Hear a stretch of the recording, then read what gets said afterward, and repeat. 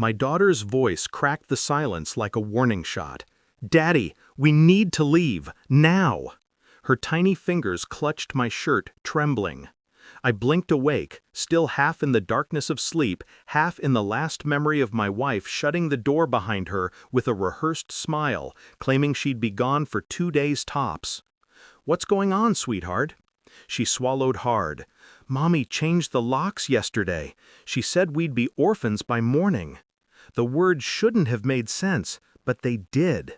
They clicked into place like the last tumbling tooth in a deadly trap. I went to the back door, locked.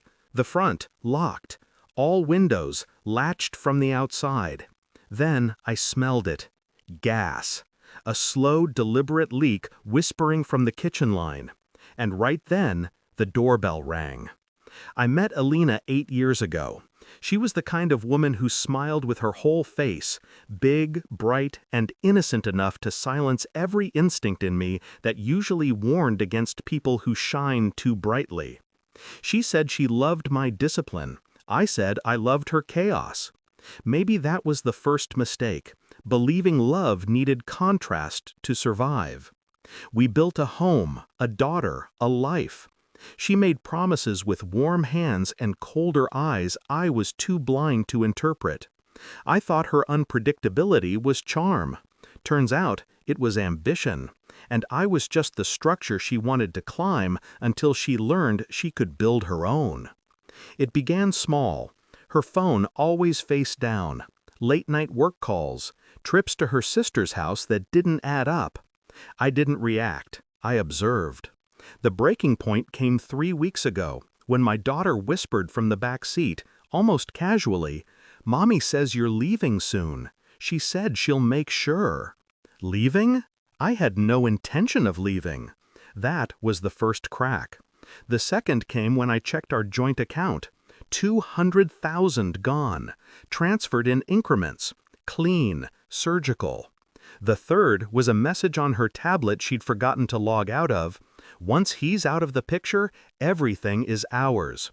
The insurance alone covers triple. Just handle the timing. Not if, not maybe, just handle the timing."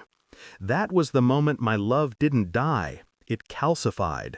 I didn't confront her. That's what she wanted. No, I thanked her, kissed her cheek, told her to enjoy the wedding, told her I'll take care of the bills while she was gone. She didn't know that I had already called the bank and flagged the transfers, contacted a lawyer and froze all accounts she could touch, placed hidden cameras around the house, and most importantly, updated my insurance beneficiaries. Not to her, never again to her. Everything was ready. I just needed her to make her final move. When she left the house that night, she thought she'd return to a headline. But I wasn't sleeping. I was waiting. The gas leak wasn't an accident.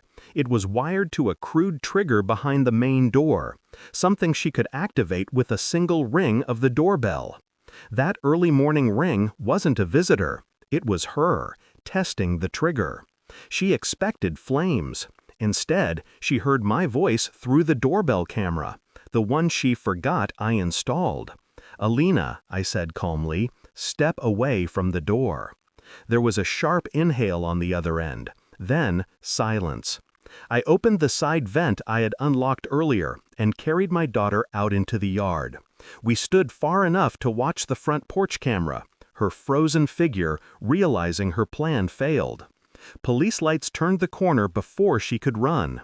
I had called them 10 minutes earlier, reporting a gas leak and a potential arson attempt. They didn't need much convincing, not when I showed them the footage, not when the financial records surfaced, not when my daughter repeated what Mommy said last night. Her arrest wasn't cinematic. It was pathetic. She crumbled, cried, screamed that it was all a misunderstanding. But the officers didn't listen. I didn't either. Climax, the confrontation she never saw coming. At the station, she begged to see me. I agreed. She looked smaller without her lies holding her upright. "You set me up," she hissed. "No," I said. "You did that all on your own. I just stepped out of the way."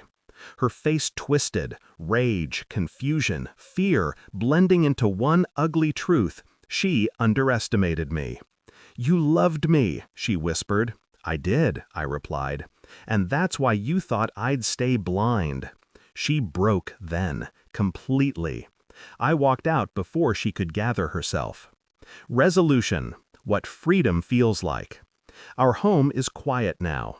The gas line has been replaced, the locks restored. My daughter sleeps safely, her breathing steady, a sound that feels like rebirth. I'm not grieving, I'm cleansing. People mistake revenge for rage, but real revenge is clarity.